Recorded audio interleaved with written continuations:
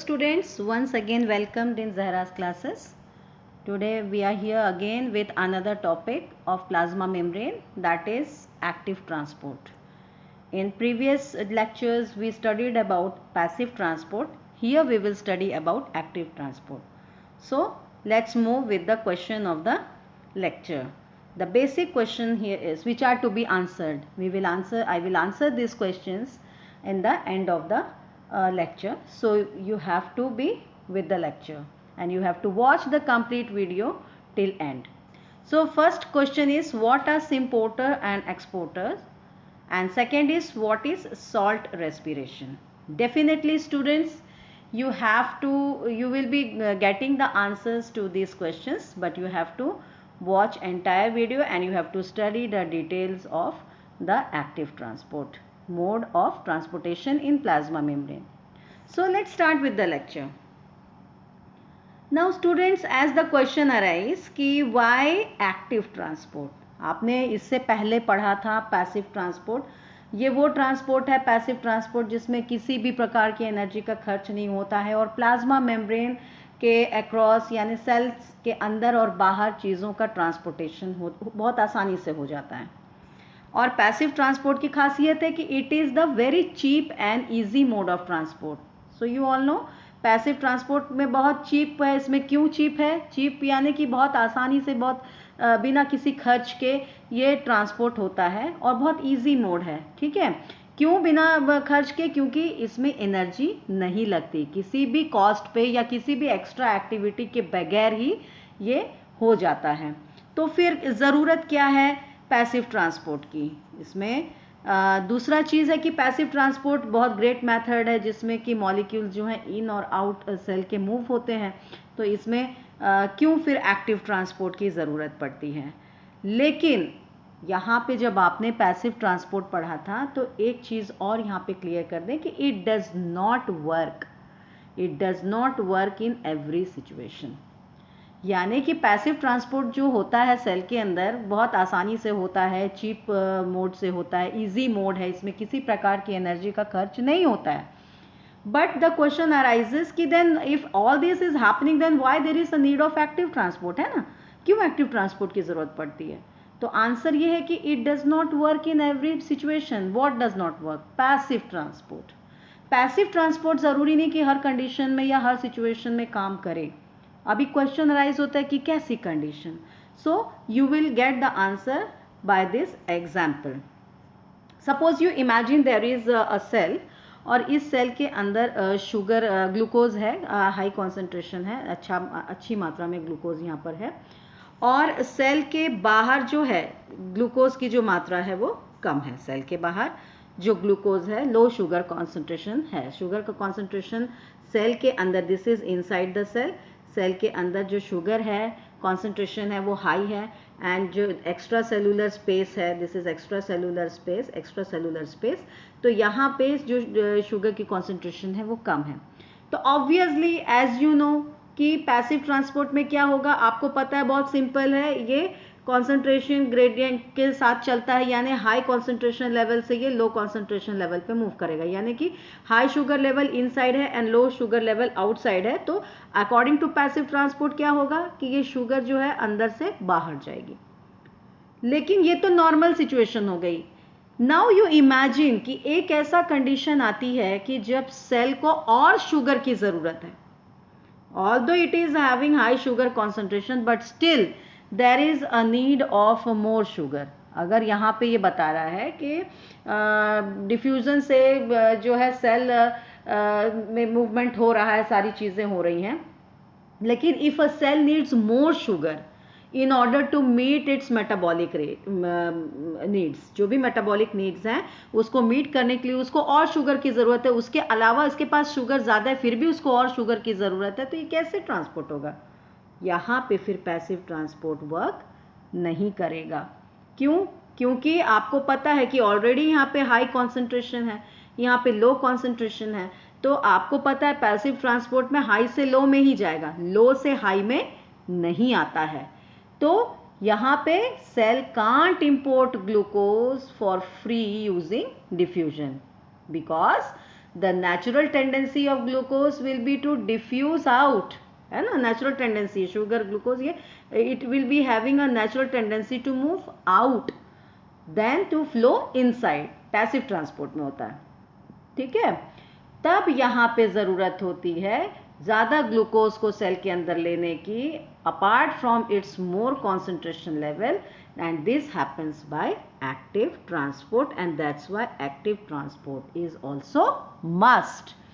So in active transport, that is unlike passive transport, cell expends energy, लेकिन यहाँ पे high concentration में फिर से ग्लूकोज को अंदर लाने के लिए एक्टिव ट्रांसपोर्ट को क्या करना पड़ेगा, एक्स्ट्रा खर्च करना पड़ता है, और वो एक्स्ट्रा खर्च एनर्जी के फॉर्म में, उसको और एक्स्ट्रा एनर्जी खर्च करनी पड़ती है in form of ATP. ATP लेता है और एटीपी के फॉर्म में एक्स्ट्रा एनर्जी खर्च होती है, तब लो कॉन्सेंट्रेशन से हाई कॉन्सेंट्रेशन की तरफ शुगर मॉलिक्यूल्स मूव करेंगे, यानी कि अगेंस्ट कॉन्सेंट्रेशन ग्रेडियंट। बात समझ में आ गई? तो पैसिव ट्रांसपोर्ट जो है चीप मोड है, और ये होता है कॉन्सेंट्रेशन ग्रेडियंट के थ्रू होता है, ठीक है। But active transport takes place against concentration gradient and it has to spend energy in form of ATP. तो हर वो सिचुएशन ज़रूरी नहीं है कि ऐसी हो जिसमें पैसिव ट्रांसपोर्ट काम करे, तो वहाँ पे जब पैसिव ट्रांसपोर्ट काम नहीं करता है, जहाँ कॉन्सेंट्रेशन ग्रेडियंट के अगेंस्ट ट्रांसपोर्ट करना होता है, जहाँ एनर्जी की रिक्वायरमेंट होती है, वहाँ पे फिर एक्टिव ट्रांसपोर्ट एक्टिव होता है, ठीक है। तो यहाँ पे ये आंसर आपको मिल गया कि कैसे और क्यों एक्टिव ट्रांसपोर्ट होने की ज़रूरत है, although passive transport is there, which is the cheapest mode and easiest mode of transport. So I hope so students the thing is clear. So active transport is that transport which is a movement against concentration gradient. So that's why active transport is also must. Now before going on to further thing, let us study about some more details about active transport. इस active transport की कुछ characteristics और active transport की definition हम इसमें जानते हैं। what is active transport now? It is the mode of transport across the cell membrane which involves expenditure of metabolic energy, and this is called active transport. It is that mode of transport across the cell membrane which involves expenditure of energy. And what is this metabolic energy? It is in which form? It is in form of ATP, and this mode of transport is active transport. So there are certain characteristics of active transport. सबसे पहला characteristic है कि uphill transport इसको कहते हैं, जो concentration gradient के against में होता है। एक concentration gradient के धारा में होता है, that is high to low, ठीक है। But this transport takes place against concentration gradient, that is from low to high. तो कॉन्सेंट्रेशन ग्रेडियंट के अगेंस्ट में काम करता है, इसको आप कहते हैं uphill transport. Then the cells that those are engaged in active transport they show high rate of respiration. यहाँ पे रेस्पिरेशन का रेट बहुत हाई होता है जिस सेल में एक्टिव ट्रांसपोर्ट होता है, और एक्टिव ट्रांसपोर्ट जो होता है वो यूनिडायरेक्शनल होता है, एक ही डायरेक्शन में ये मूव होता है। और इट इज़ हाईली सिलेक्टिव, मतलब इस ट्रांसपोर्ट में जो हाईली सिलेक्टिव सब्सटेंसेस हैं वही मूव करते हैं। हर सब्सटेंस, हर मॉलिक्यूल, हर आयन मूव नहीं करता है, सिलेक्टिव चीज़ों का ही मूवमेंट इसमें होता है, यूनिडायरेक्शनल। अगर ऑक्सीजन डिक्रीज होता है, अवेलेबिलिटी ऑफ ऑक्सीजन कम है, तो रेट ऑफ एक्टिव ट्रांसपोर्ट भी कम हो जाता है। क्यों? क्योंकि वहाँ पे हाई रेट ऑफ रेस्पिरेशन होना ज़रूरी है। Now mediated bye carriers, it is also mediated bye carriers, यानी अकेले नहीं होता है ये। पैसिव में आपने देखा कि आराम से ये हो जाता था, लेकिन यहाँ पे कैरियर्स की ज़रूरत होती है या ट्रांसपोर्ट प्रोटीन्स की ज़रूरत होती है। And one more important thing, it keeps homeostasis with in the body. So for homeostasis students, you can go for the lecture that was discussed on homeostasis. I have placed the link in the description box. So these are some of the characteristics of active transport, that is against concentration gradient. It shows a high rate of respiration, unidirectional, highly selective, and again carrier mediated or it is mediated by transport proteins, और यहाँ पे homeostasis ये body में maintain करता है active transport. So these are some of the characteristics of active transport. Moving on to further basics of active transport, let us see what is electrochemical gradient. तो बच्चों पहले किसी भी चीज़ को, स्पेशली एक्टिव ट्रांसपोर्ट को समझने से पहले आपको ये एक टर्म समझना पड़ेगा, इलेक्ट्रोकेमिकल ग्रेडियंट है। इलेक्ट्रोकेमिकल ग्रेडियंट क्या होता है आप इसमें समझिए। यहाँ पे देखिए, this is one example given. यहाँ पे सोडियम पोटेशियम पंप को ही हमने यहाँ पे लिया हुआ है, although you are going to study it in detail in coming slides. तो यहाँ पे एक सेल है और this is extra cellular space, so this is a condition there, and here you will find that atoms and molecules जो हैं वो आप देख सकते हैं कि आयंस फॉर्म करते हैं, ठीक है। और यहाँ पे जो कॉन्सेंट्रेशन ग्रेडियंट, आप अगर आपने पहले पढ़ा था पैसिव ट्रांसपोर्ट में कि कॉन्सेंट्रेशन ग्रेडियंट जो है वो तो रहता ही है वहाँ पे, उसके अलावा एक ग्रेडियंट और होता है जिसको आप कहते हैं इलेक्ट्रोकेमिकल ग्रेडियंट, ठीक है। अब ये इलेक्ट्रोकेमिकल ग्रेडियंट क्या होता है, तो यहाँ पे कुछ जैसे सब्सटेंसेस जो होते हैं, एक तो ये होता है कि सेल के अंदर कुछ सब्सटेंसेस होते हैं जिसका कॉन्सेंट्रेशन अंदर या बाहर, कॉन्सेंट्रेशन यानी उसका सब्सटेंस जो है वो उसका डिफरेंट कॉन्सेंट्रेशन में वो मिलता है, जो भी मेम्ब्रेन है उसके, चाहे स्पेस में हो, आउटसाइड हो या इनसाइड हो, ठीक है। अलग अलग कॉन्सेंट्रेशन ग्रेडियंट मिलता है आपको सब्सटेंसेस का, तो या तो हाई या तो लो, या तो आउटसाइड में हाई होगा तो इनसाइड में लो होगा, ठीक है। तो इसके थ्रू फिर पैसिव ट्रांसपोर्ट होता है। लेकिन अभी क्या हो रहा है कि कुछ एटम्स एंड मॉलिक्यूल्स क्या होते हैं, दे कैन फॉर्म आयंस, वो आयंस बना सकते हैं और दे कैरी पॉजिटिव और नेगेटिव इलेक्ट्रिकल चार्जेस, ठीक है ना। तो कुछ एटम्स और मॉलिक्यूल्स जो होते हैं उनमें चार्जेस भी होते हैं, वो आयंस बनते हैं और उनमें चार्जेस होते हैं। कैसे चार्जेस होते हैं, या तो पॉजिटिव होगा या तो नेगेटिव होगा, जैसे आपने यहाँ पे देखा है, ये देखिए आयन से सोडियम आयन है, पोटेशियम आयन है, देखिए दोनों में है, इनसाइड और आउटसाइड सेल ये प्रेजेंट है, ठीक है। तो ये पॉजिटिव और नेगेटिव इलेक्ट्रिकल चार्जेस ये आयंस कैरी करते हैं, तो इसकी वजह से एक इलेक्ट्रिकल ग्रेडियंट आप देखिए क्रिएट होता है ना। This is, if this is the membrane of the cell, तो सेल के बाहर यानी मेम्ब्रेन के आउटसाइड और मेम्ब्रेन के इनसाइड में भी ग्रेडियंट है, देखिए पॉजिटिव और नेगेटिव चार्जेस का जो है डिफरेंसेस आप देख सकते हैं। कहीं पे पॉजिटिव चार्ज बाहर ज्यादा होगा तो अंदर कम होगा, उसी तरह से नेगेटिव चार्ज अंदर ज्यादा होगा, नेगेटिव चार्ज बाहर कम होगा। तो इस डिफरेंस इन चार्ज को अक्रॉस प्लाज्मा मेम्ब्रेन ये होता है, और इसको आप एक इलेक्ट्रिकल ग्रेडियंट बनता है इससे। जैसे कॉन्सेंट्रेशन ग्रेडियंट बनता है, वैसे डिफरेंस इन चार्ज जो होता है, जो प्लाज्मा मेम्ब्रेन के अक्रॉस होता है, उसको वो एक इलेक्ट्रिकल ग्रेडियंट फॉर्म होता है। और हर लिविंग सेल में उनके पास एक मेम्ब्रेन पोटेंशियल होता है, यानी कि एक इलेक्ट्रिकल पोटेंशियल डिफरेंस हर मेम्ब्रेन में, मतलब कि मेम्ब्रेन के अंदर और बाहर डिफरेंस होता है इन इलेक्ट्रिकल चार्जेस का, जिसको आप कहते हैं मेम्ब्रेन पोटेंशियल, और ये वोल्टेज होता है, इसको आप वोल्टेज में आप मापते हैं, an electrical potential difference that is voltage across cell membrane.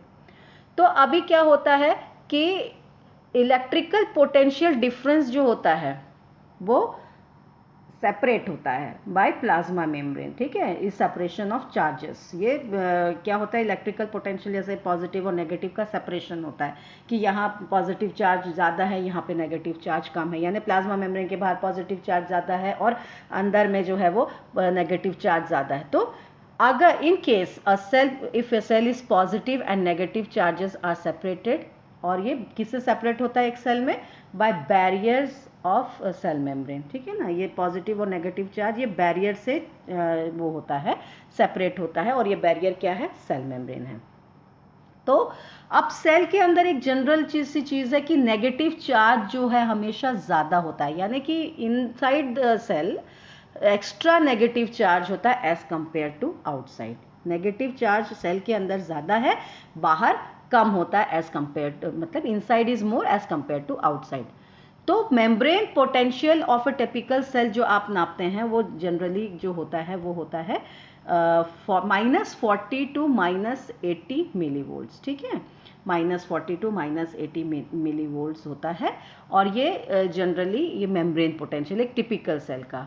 और यहाँ पे माइनस साइन का मतलब होता है कि इनसाइड जो है सेल का वो ज़्यादा नेगेटिव है एज कंपेयर टू आउटसाइड, ठीक है। और इसीलिए सेल जो है वो एक्टिवली मेंटेन करता है इस मेम्ब्रेन पोटेंशियल को, ये हमेशा मेम्ब्रेन पोटेंशियल में ये एक्टिवली मेंटेन रहता है। और ये मेंटेनेंस कैसे होता है ये आप इस एग्जांपल में सोडियम पोटेशियम पंप में हम लेते हैं। ये सोडियम पोटेशियम पंप आप आगे भी पढ़ेंगे, एक्टिव ट्रांसपोर्ट कैसे होता है, लेकिन यहाँ पे इलेक्ट्रोकेमिकल ग्रेडियंट कैसे मेंटेन होता है ये आप देख सकते हैं।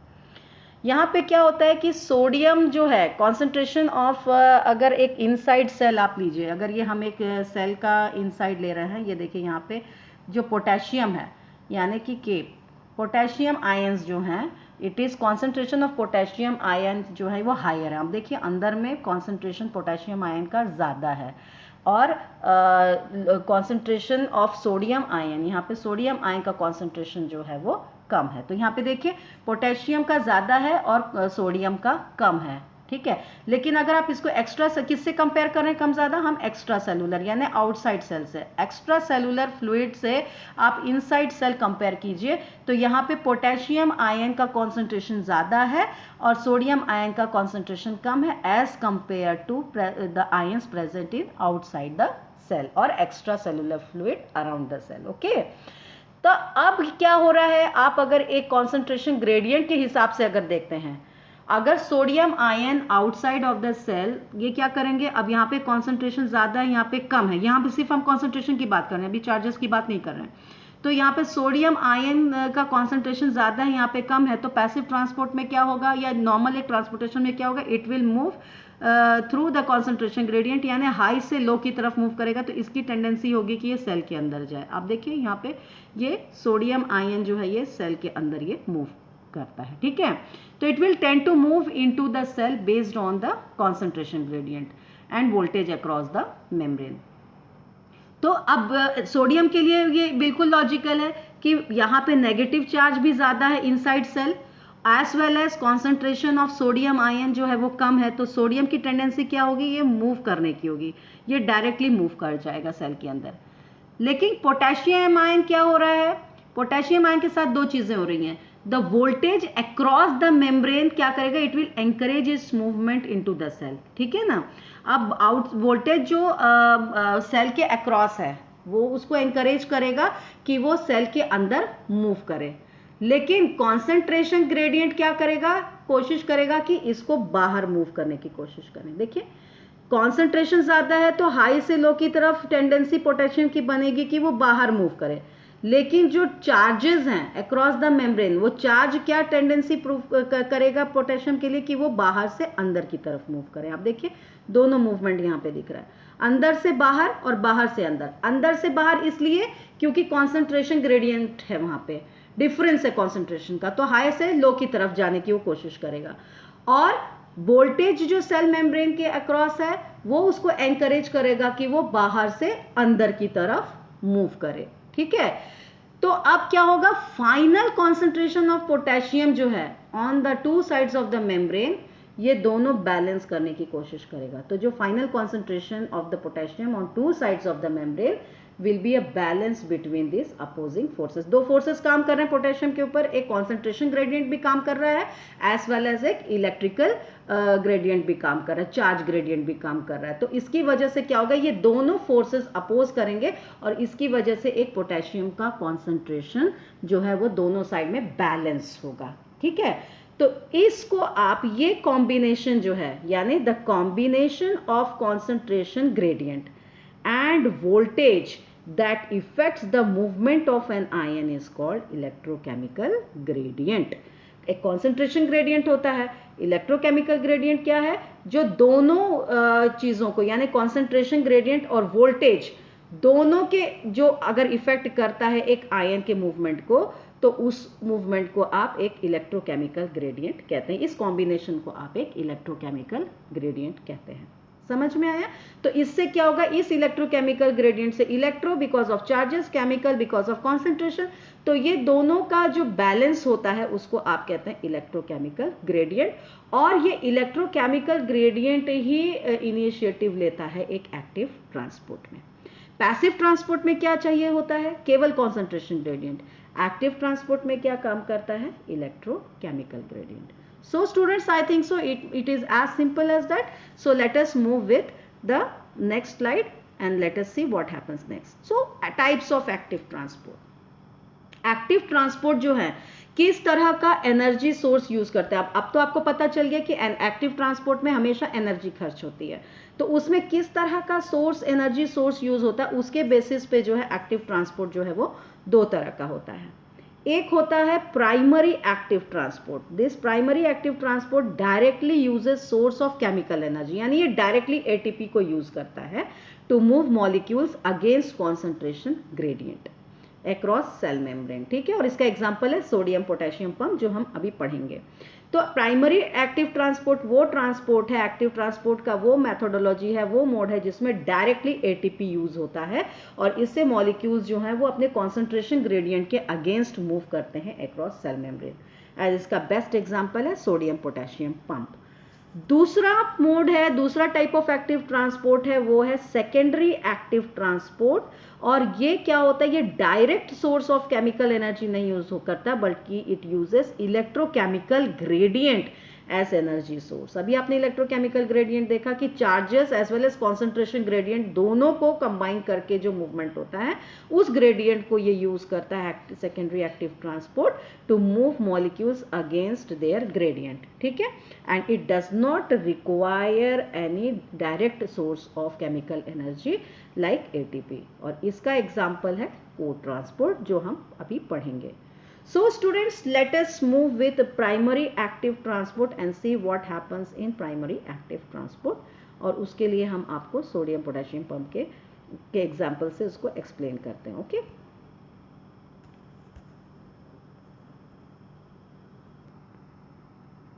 so here you see this is the figure showing the transport sodium potassium pump. This is your primary active transport. यहाँ पे आप देखिए कि ये सेल मेम्ब्रेन है, this is the membrane, and here this is inside of the cell where it is you can see cytoplasm is present and this is extra cellular space.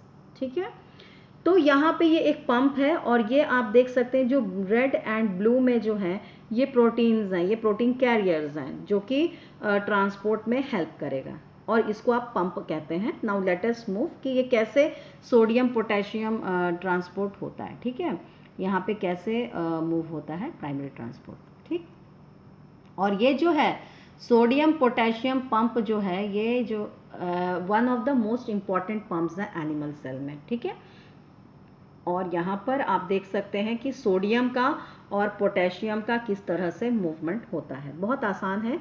इसमें ये पहला स्टेज देखिए, यहाँ पे सोडियम आयन जो है वो पंप इनसाइड ओपन होता है. आप देखिए कि ये प्रोटीन पंप है जो रेड में है और pump is open to inside of the cell. ये ओपन है, अभी पंप ओपन है और इस पंप की बहुत हाई एफिनिटी होती है फॉर सोडियम. सोडियम इनसाइड में है, उसको ट्रांसपोर्ट करना है बाहर और बाहर से पोटेशियम को अंदर लेके आना है. और आपको पता है ये सब में एनर्जी खर्च होनी है क्योंकि ये एक्टिव ट्रांसपोर्ट है. तो यहाँ पे जब पंप ओपन होता है, जो कैरियर्स होते हैं वो ओपन होते हैं इनसाइड और उसको सोडियम को ट्रांसपोर्ट करना है बाहर. तो पहले जब ये साइकिल स्टार्ट होती है सोडियम पोटेशियम पंप की, तो इसमें पहला स्टेज जो होता है वो होता है कि पंप इनसाइड में ओपन होता है और इसको एक बहुत एफिनिटी होती है, बहुत लगाव होता है, खिंचाव होता है इसका सोडियम आयन के लिए और ये इमीडिएटली 3 आयंस को ये अपनी तरफ खींच लेता है. ठीक है, ये 3 आयंस को अपनी तरफ ले लेता है और 3 आयंस को ये अपने अंदर इसको अट्रैक्ट करता है और ले लेता है, बाइंड करता है. क्यों? क्योंकि it has a high affinity for sodium ion and it take up 3. अब जैसे ही ये सोडियम आयन को बाइंड ये होता है इसके साथ, पंप के साथ, they trigger the pump to hydrolyse और ब्रेक डाउन एटीपी. एटीपी जो होती है, जैसी एटीपी इसके साथ अटैच्ड है, वो जैसे ही वो सोडियम पंप को अटैच करता है, सोडियम जो है पंप को अटैच करता है, तो पंप में एक ट्रिगर स्टार्ट होता है. उसका ज्वाइनिंग जो है, एक सोडियम आयन का बाइंडिंग जो है एक ट्रिगर स्टार्ट करता है पंप के अंदर और वो पंप इमीडिएटली एटीपी को ब्रेक करने की कोशिश करता है और एक फॉस्फेट ग्रुप जो है एटीपी से वो पंप को अटैच हो जाता है. ये देखिए, ये डायरेक्टली जाके पंप को अटैच हो जाता है, ठीक है, और which is then said to be phosphorylated. ये क्या होता है, अटैच हो जाता है पंप से और एक फॉस्फेट पंप को अटैच होके ये फॉस्फोराइलेट हो जाता है। इमीडिएटली ये जो पंप है ये फॉस्फोराइलेशन, यानी कि जैसे ही फॉस्फेट अटैच हुआ ये फॉस्फोराइलेटेड हो जाता है। और फॉस्फोराइलेशन से क्या हो गया, ये पंप का जो कॉन्फ्रंटेशन है यानी जो शेप है वो रीशेप हो जाता है। वो क्या हो जाता है, it this phosphorylation it helps the pump to change it shape and reorient, shape change करके रीओरिएंट हो जाता है। अब देखिए यहाँ पे मुंह यहाँ खुला था इसका पंप का, अब ये पंप जो है जैसे ही फॉस्फोराइलेट होता है उसका मुंह दूसरी तरफ यानी आउटसाइड ओपन हो जाता है और इनसाइड वो बंद हो जाता है और ये रीशेप हो जाते हैं, जिसको कॉन्फॉर्टेशन कहते हैं। और ये रीशेप हो जाए, कॉन्फॉर्मेशन ये होता है और ये रीशेप हो जाता है, रीओरिएंट भी हो जाता है और ये इसका मुंह ऊपर एक्स्ट्रा सेलुलर स्पेस की तरफ ओपन हो जाता है, ठीक है। Though now this conformation in this conformation pump no longer likes to bind the sodium। अब जैसे ही conformation change होता है इस पंप की जो एफिनिटी यहाँ पे थी वो यहाँ पे कम हो जाती है सोडियम के लिए, यानी सोडियम का लगाव कम हो जाता है और इमीडिएटली वो सोडियम आयन को बाहर रिलीज कर देता है। सोडियम आयन के लिए लो एफिनिटी हो जाती है, so 3 sodium ions are released outside the cell.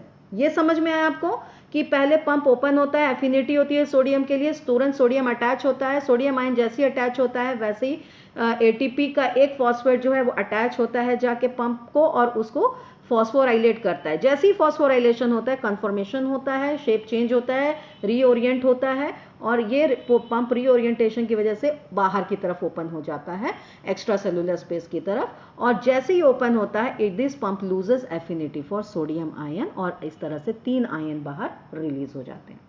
अब जैसे ही ये आउटवर्ड फेसिंग फॉर्म आता है पंप का तो इसकी एफिनिटी जो है सोडियम के लिए कम हो जाती है लेकिन इसकी एफिनिटी पोटेशियम के लिए ज़्यादा हो जाती है। Pump gains affinity for potassium ion when it is facing outward and इस एफिनिटी से वो क्या करता है, it binds 2 of the potassium ions और ये जैसे ही बाइंडिंग होती है यहाँ पे एक दूसरा ट्रिगर स्टार्ट होता है यानी फॉस्फेट ग्रुप को वो रिलीज करने की कोशिश करता है, that is attach to pump 2 in step 2। जैसे पंप को अटैचमेंट होता है स्टेप 2 में, देखिए पंप के साथ जैसे ही वो अटैच होता है एटीपी फॉस्फेट एक अटैच होता है, सेम वही चीज़ क्या होती है लेकिन उल्टी होती है और यहाँ पे जो है एटीपी ये जो फॉस्फेट ग्रुप है वो रिमूव हो जाता है। जैसे ही पोटेशियम इसके साथ अटैच होता है ये रिमूव हो जाता है और एडीपी में कन्वर्जन होता है। So with the phosphate group gone, जैसे ही फॉस्फेट रिलीज होता है अगेन ये पंप जो है वो क्या होता है, रिकॉन्फ्रंट हो जाता है, वो फिर से उसमें कॉन्फ्रंटेशन होता है और पंप बैक हो जाता है, अपनी पोजीशन ले लेता है, जैसे ओरिजिनल पोजीशन थी वापस वो अपनी ओरिजिनल पोजीशन में आ जाता है और इससे क्या होता है कि ओपनिंग जो है उसकी इनसाइड हो जाती है और पोटेशियम आयन इनसाइड रिलीज होता है। अब ये जैसे ही इनवर्ड फेसिंग शेप आता है पंप फिर से अपना इंटरेस्ट यानी एफिनिटी जो है वो पोटेशियम के लिए कम हो जाती है और उसकी एफिनिटी फिर से सोडियम के लिए ज़्यादा हो जाती है और जैसे ही पोटेशियम आयन रिलीज हो जाता है affinity changes and pump is now back to where it was in step 1। हाँ, और ये साइकिल फिर से शुरू होती है। ये एक कॉम्प्लिकेटेड प्रोसेस लगता है बट ये सिर्फ एक इन्वॉल्व करता है प्रोटीन को going back and fourth between 2 forms. 2 form में प्रोटीन इन्वॉल्व होती है इसमें, या अंदर में ओपन होना बाहर में ओपन होना, अंदर में ओपन होना यानी inward facing and outward facing. Inward facing में इसकी एफिनिटी सोडियम के लिए रहती है और आउटवर्ड फेसिंग में इसकी एफिनिटी जो होती है वो पोटेशियम के लिए होती है, ठीक है। So high affinity for potassium outside and high affinity for sodium inside, ठीक है। तो इस तरह से प्रोटीन जो है बैक एंड फोर्थ जो है ये 2 फॉर्म्स में मूव करती है by removal of phosphate group. एक फॉस्फेट ग्रुप पहले अटैच होता है फिर फॉस्फेट निकलता है और ये कंट्रोल करता है बाइंडिंग ऑफ आयंस जिनको ट्रांसपोर्ट करना है। तो ये होता है आपके एक पोटेशियम सोडियम पंप जिससे कि यहाँ पे ट्रांसपोर्ट ऑफ सोडियम और पोटेशियम होता है, ठीक है। अब ये क्या होता है, सोडियम पोटेशियम पंप एक वोल्टेज अक्रॉस मेम्ब्रेन कैसे एस्टैब्लिश करता है ये आपको पता है। कैसे एस्टैब्लिश करता है, कि जब 3 आयन सोडियम के साथ मूव आउट होते हैं तो केवल 2 ही पोटेशियम अंदर आते हैं। आप देख रहे हो ना, यहाँ पे 3 आयन जा रहे हैं, 3 आयन रिलीज हो रहे हैं, लेकिन 2 पोटेशियम के आ रहे हैं, यानी 3 के बदले में क्या हो रहा है, 2 अंदर आ रहा है। Only 2 ions of potassium move in and this results in more electronegative cell interior. इसकी वजह से ज़्यादा इलेक्ट्रोनेगेटिव, मोर नेगेटिव चार्जेस हो जाते हैं इनसाइड द सेल। लेकिन दिस चार्ज रेशो जो है वो इंटीरियर को बहुत स्लाइटली नेगेटिव करता है, ठीक है, बहुत थोड़ा सा फ्रैक्शन जो है वो नेगेटिव होता है। तब सोडियम और पोटेशियम जो है एक high concentration of potassium ion inside generate करता है, और जिसकी वजह से कॉन्सेंट्रेशन ग्रेडियंट जो है वो पोटेशियम का इनसाइड ज़्यादा होता है, ठीक है ना। और यहाँ पे आप देख सकते हैं कि बहुत स्टीप हो जाता है, बहुत हाई हो जाता है ग्रेडियंट पोटेशियम आयन का आउट इनसाइड द सेल, और ये क्या करेगा कि चैनल्स के थ्रू बाहर जाने की कोशिश करेगा despite a growing negative charge. Negative charge बढ़ने के बाद भी ये पोटेशियम, क्योंकि कॉन्सेंट्रेशन बहुत हाई यहाँ पे हो जाता है, ये बाहर जाने की कोशिश करेगा। और ये प्रोसेस जो मूवमेंट का है पोटेशियम का, इट कंटिन्यूज, तब तक कंटिन्यू होता है जब तक वोल्टेज दोनों तरफ मेम्ब्रेन के इनफ नहीं होता कि बैलेंस कर सके पोटेशियम कॉन्सेंट्रेशन ग्रेडियंट को। And at this balance point the inside of the membrane is negative related to the outside, and this will be maintained। जैसे भी पोटेशियम आयन का इन एंड आउट जो होता है वो मेंटेन्ड होता है, और इससे एक ग्रेडियंट जो है वो क्रिएट होता है। तो ये अब आपको समझ में आ गया कि यहाँ पे शेप चेंजेस केवल होते हैं प्रोटीन के कैरियर में, पंप में। Inside affinity sodium, outside open है तो एफिनिटी फॉर पोटेशियम। अब ये ग्रेडियंट कैसे क्रिएट होता है, 3 सोडियम के बदले 2 पोटेशियम अंदर आता है, इलेक्ट्रो यहाँ पे नेगेटिव चार्ज ज़्यादा है, कॉन्सेंट्रेशन ऑफ पोटेशियम इनसाइड ज़्यादा हो जाता है, जिसकी वजह से पोटेशियम जो है मूव करता है बाहर किसी दूसरे सोर्स के थ्रू या कैरियर के थ्रू, ट्रांसपोर्ट के थ्रू, किसी गेट के थ्रू, ठीक है। और यहाँ से जैसे ये मूवमेंट होता है तो एक इलेक्ट्रोकेमिकल ग्रेडियंट बनता है, और ये इलेक्ट्रोकेमिकल ग्रेडियंट जो है ये मेंटेन्ड रहता है और मेम्ब्रेन पोटेंशियल को वो एस्टैब्लिश करता है, ठीक है। तो यहाँ पे ये हो गया sodium potassium pump. I hope so this is the simplest way, और ये साइकिल रिपीट होती रहती है। तो यहाँ पे नेक्स्ट इसमें वही है, स्टेप्स आपके दिए हुए हैं कि with phosphate group gone the pump change back to its original form opening towards the interior of the cell, and inward facing shape the pump loses its interest and has low affinity for potassium ion, so the 2 potassium ions are released in the cytoplasm and the pump is again back in step 1।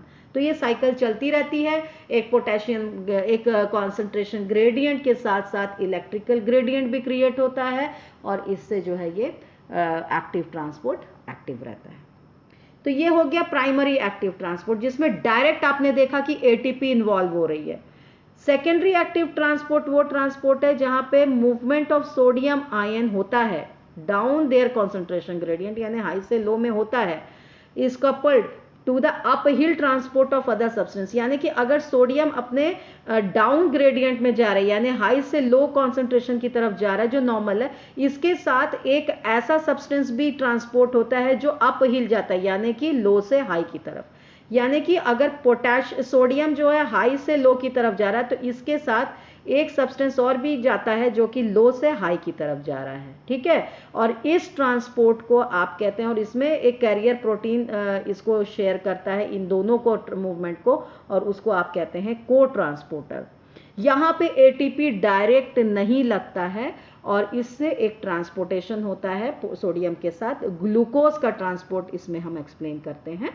तो a carrier protein let sodium ion move down the gradient. एक carrier protein होता है जिसमें कि वो sodium को लेता है आयन को, और उसके कॉन्सेंट्रेशन ग्रेडियंट के डाउन जाता है, यानी हाई लेवल पे कॉन्सेंट्रेशन ग्रेडियंट है तो मेम्ब्रेन से अंदर में वो आता है विथ हाई कॉन्सेंट्रेशन ग्रेडियंट से लो कॉन्सेंट्रेशन की तरफ। लेकिन उसके साथ it brings glucose molecule also. Glucose molecule अभी आपने पहले एग्जांपल में देखा था कि ग्लूकोज मॉलिक्यूल भले ही अंदर कॉन्सेंट्रेशन ज़्यादा है, लेकिन उसको सेल को और ग्लूकोज की ज़रूरत है, तो वो किसके साथ अटैच हो जाता है, वो इस प्रोटीन के कैरियर प्रोटीन के साथ अटैच हो जाता है जो सोडियम को भी ट्रांसपोर्ट कर रहा होता है। लेकिन यहाँ पे ग्लूकोज जो है वो कॉन्सेंट्रेशन ग्रेडियंट के अगेंस्ट मूव करता है, up transport, uphill transport करता है। और जो carrier protein uses energy of sodium gradient to drive the transport of glucose molecule. जो प्रोटीन कौन सी एनर्जी यूज करता है, सोडियम की ग्रेडियंट की एनर्जी को यूज करता है, और उस एनर्जी से वो ग्लूकोज मॉलिक्यूल को ट्रांसपोर्ट करता है। तो इसको आप कहते हैं सेकेंडरी ट्रांसपोर्ट। तो सेकेंडरी एक्टिव ट्रांसपोर्ट में क्या होता है, the movement of sodium ion down their gradient is coupled to uphill transport of other substance by shared carrier protein, a cotransporter. ठीक है। Now the carrier protein lets sodium ion move down their gradient but simultaneously brings a glucose molecule up its gradient into the cell. The carrier protein uses the energy of sodium gradient. अब यहाँ पे देखिए, यहाँ पे glucose का concentration, this is inside the cell, और यहाँ पे ग्लूकोज का कॉन्सेंट्रेशन बहुत हाई है। बाहर देखिए सोडियम का कॉन्सेंट्रेशन हाई है। सोडियम क्या करेगा, ये कैरियर प्रोटीन है, सोडियम इस कैरियर प्रोटीन के साथ अटैच होता है, तो वो तो अपने कॉन्सेंट्रेशन ग्रेडियंट के डाउन जाता है, ठीक है ना, हाई से लो पे जा रहा है। देखिए, लेकिन इसके साथ साथ अब सेल को और ग्लूकोज की जरूरत है। Although cell is having extra high concentration gradient of glucose but still it needs glucose. तो ये ग्लूकोज बाहर से अंदर में इसी कैरियर प्रोटीन के साथ क्लब होके अंदर आता है।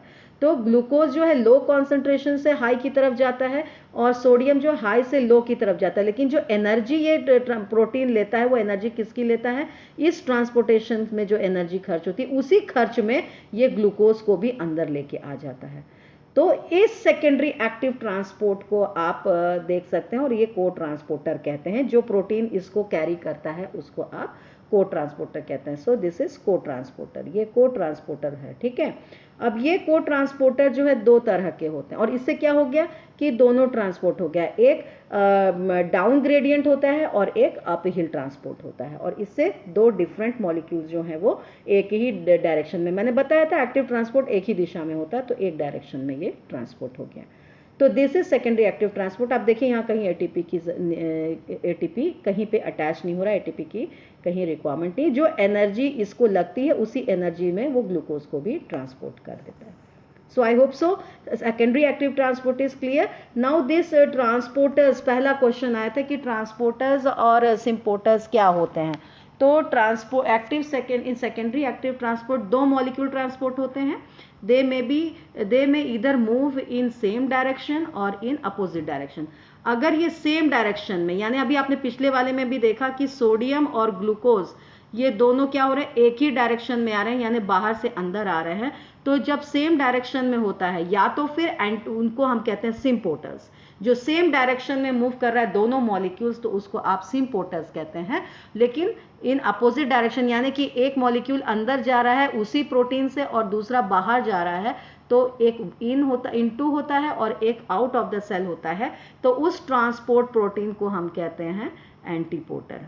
तो सिम्पोर्टर क्या हो गया, when molecules move in the same direction the protein transports them is called सिम्पोर्टर। वो प्रोटीन जो सेम डायरेक्शन में मॉलिक्यूल्स को ट्रांसपोर्ट कर रही है दो अलग अलग, उसको आप कहते हैं सिम्पोर्टर। एंटीपोर्टर प्रोटीन वो होता है जब मॉलिक्यूल्स अपोजिट डायरेक्शन में ट्रांसपोर्ट किए जाते हैं जिस प्रोटीन के द्वारा, उसको आप एंटीपोर्टर कहते हैं। So students, I hope so the concept is very much clear within you. Now coming on to the second question. The second question was what is salt respiration। तो क्या होता है, आपने अभी एक कैरेक्टर पढ़ा था कि एक्टिव ट्रांसपोर्ट जो है it shows high rate of respiration, बहुत रेस्पिरेशन रेट हाई होता है वहाँ पे। और ये हाई रेस्पिरेशन रेट जो होता है एनहेंस्ड, यानी कि जो हाई यानी एनहेंस्ड रेट ऑफ रेस्पिरेशन होता है वो एक एनर्जी प्रोवाइड करता है for absorption of salt. Salt का एब्जॉर्प्शन के लिए एक high energy high rate of respiration चाहिए होता है, और हाई रेट ऑफ रेस्पिरेशन से एक एनर्जी रिलीज होती है, वो एनर्जी जो है एब्जॉर्ब करता है सॉल्ट को, और इस रेस्पिरेशन को आप कहते हैं salt respiration, and it takes place in case of plant. So what is salt respiration? It is the enhanced rate of respiration that provides energy for absorption of salt is known as salt respiration, and it takes place in case of plants. So I hope so students this active transport is very much clear in your mind, and if you have studied something, if you have gained something, So you can like, share and subscribe, and in next lecture we will meet with bulk transport. So thank you students. Till then, study.